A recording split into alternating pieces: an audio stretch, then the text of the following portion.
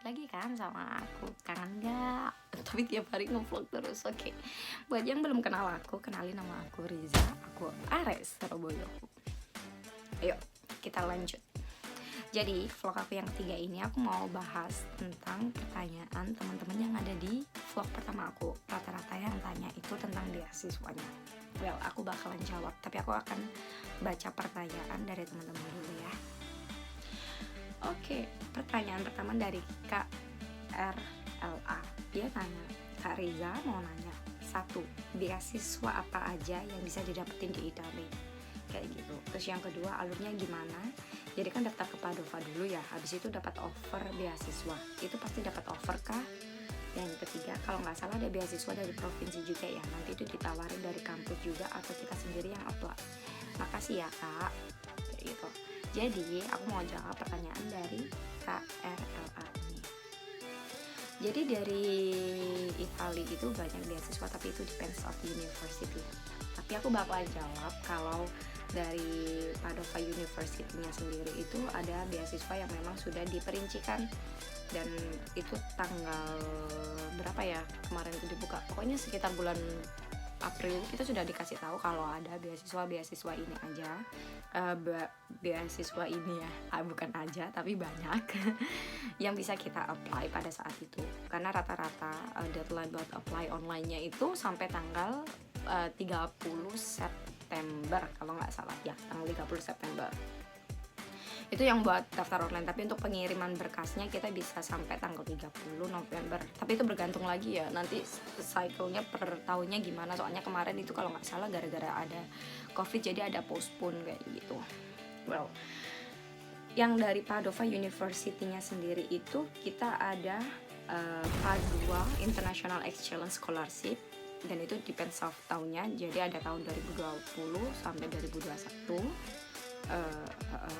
Terus ada lagi ini udah keluar 2021 sampai 2022. Jadi nanti aku bakalan share linknya ke kalian. Yang kedua ada Region Veneto Scholarship. Yang tadi kamu tanyakan benar, ada regional scholarship yang ditawarkan, dan itu pengalaman aku juga apply di regional scholarship, dan aku apply-nya ketika aku sudah diterima dari Padova, dan itu pasti kalian di offer, maksudnya ditawarkan untuk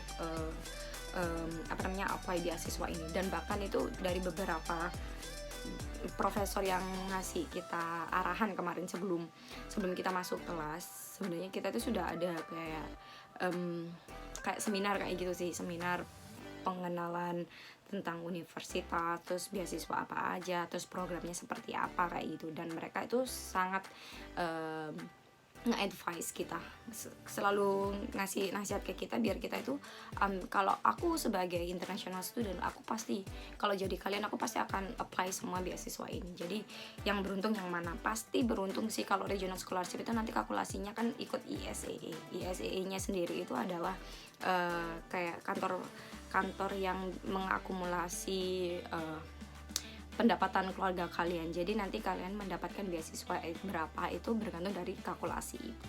Dan rata-rata kalau untuk orang Indonesia sendiri pasti kita dapat alhamdulillah banyak sih kayak gitu. Soalnya kan mereka kursnya pokoknya dalam 1 tahun kita nggak lebih dari 30.000 euro pendapatannya. Dan aku rasa kalaupun kita pakai rupiah dikurskan ke euro, kayaknya kita masih aman kayak gitu, kita pasti dapat banyak. Well, aku kemarin itu kalau nggak salah sekitar 5.000-an, dan itu aku dapat uang buat akses ke kantin kayak gitu. Terus kemarin aku dapat ini juga sih, ada tambahan. Jadi ada seperti offer lagi, kayak penawaran bagus sekali, opportunity. Kalau kita kan ini lagi ada di COVID ya, lagi ada di masa-masanya pandemi kayak gini. Jadi dari universitas itu ngasih kemudahan ke kita untuk mendapatkan internet gratis 1 bulannya itu sekitar 50 atau 60 giga kayak gitu. Dan aku dapat. Jadi dan itu gratis. Aku dapatnya per bulan itu gratis, aku nggak bayar sama sekali. Jadi per bulan aku disubsidi sampai selama 1 tahun. Dan sebenarnya bisa dapat gratis subsidi buat transportasi sih, tapi aku kemarin gara-gara terlambat, bukan terlambat ngumpulin nge-submit essay-nya, hanya saja waktu itu ada yang belum aku tanda tanganin sehingga kalkulasinya belum keluar sampai di batas terakhir aku harus apply buat mendapatkan offer di transportationnya itu. Terus ada beasiswa yang namanya subject area related scholarship. Jadi itu ada 2 beasiswa, yaitu satu scholarship offered by department. Jadi dari departemennya kamu sendiri itu bakalan ada penawaran buat beasiswa, dan itu juga berlaku per tahun. Kayak aku kemarin 2020 2021, kalau ini sudah keluar 2021 2022. Terus ini ada scholarship for master degree program in a science story dan study track mobility studies. Itu program aku yang ambil, tapi aku nggak apply beasiswa ini soalnya kemarin aku sudah agak ribet di Indonesia buat ngurus semua dokumen aku, jadi nggak sempet.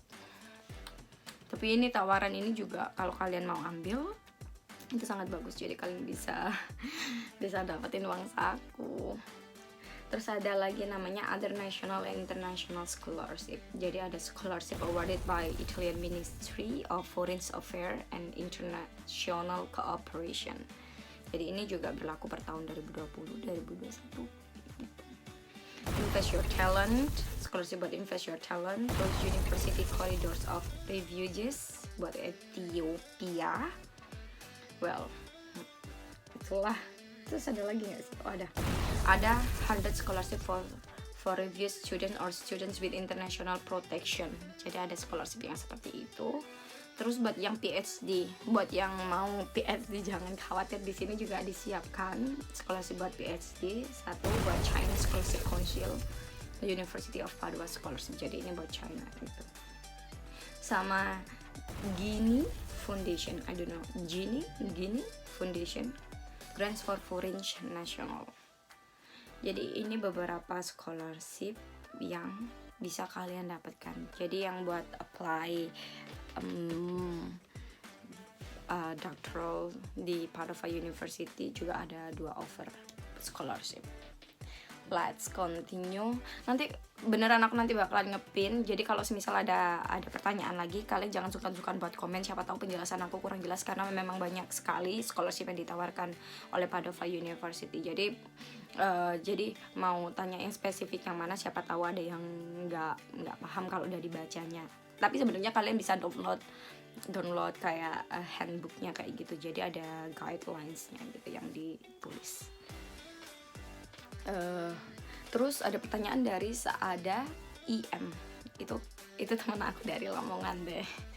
Oke, dia tanya apa yang perlu kita persiapkan agar bisa kuliah di luar negeri, Mbak? Yang pertama yang harus kita siapkan, makasih ya pertanyaannya deh, itu pasti mental.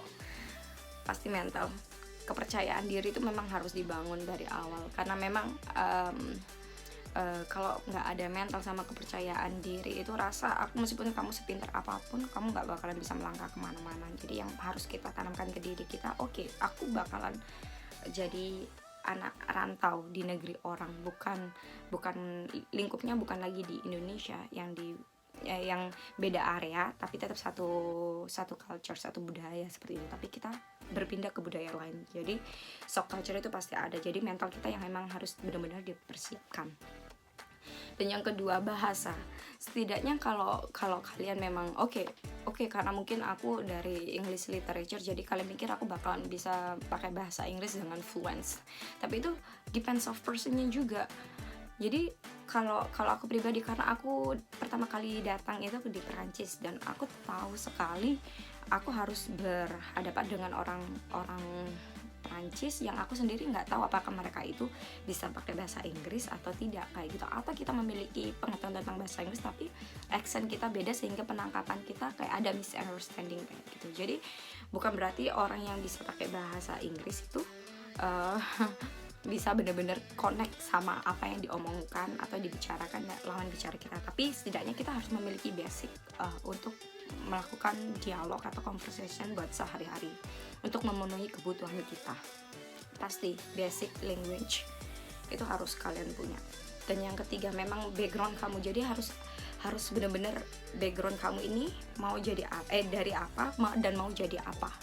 Jadi kalau semisal kalian cuma pengen keluar negeri dan itu tanpa tujuan, kayaknya mendingan kalian holiday aja deh, karena tujuan kalian untuk senang-senang. Tapi kalau untuk kuliah atau untuk oh ya aku goalnya seperti ini, aku pokoknya ingin mendapatkan sesuatu yang seperti ini, berarti kan memang sudah ada terarah dan kamu akan mengikuti kerangka jalannya ini. Jadi kamu bakalan bikin plan-plan, oh iya, jadi bulan pertama aku harus seperti ini biar aku dapat seperti ini, terus bulan kedua aku harus sudah mendapatkan apa yang aku targetkan di bulan pertama sehingga aku bisa lanjut ke bulan selanjutnya, kayak gitu. Jadi yang pertama memang mental, yang kedua itu basic language, yang ketiga itu memang plan kita. Jadi kita harus benar-benar fokus sama apa yang kita tuju gitu. Terus ada banyak sih doa-doa kayak gitu. Terima kasih ya teman-teman. Aku berharap ini bisa menginspirasi kalian semua. Terus aku bakalan cerita besok bagaimana aku bisa bener-bener sampai reach di Italia ini, dan aku tidak mengeluarkan uang sama sekali kecuali apa yang memang harus aku bawa untuk kebutuhan aku sehari-hari, karena kita nggak akan pernah tahu kita di negeri orang ini akan mendapatkan keadaannya seperti apa atau akan mengalami keadaannya seperti apa. Well, terima kasih udah nonton dan ciao, bisous.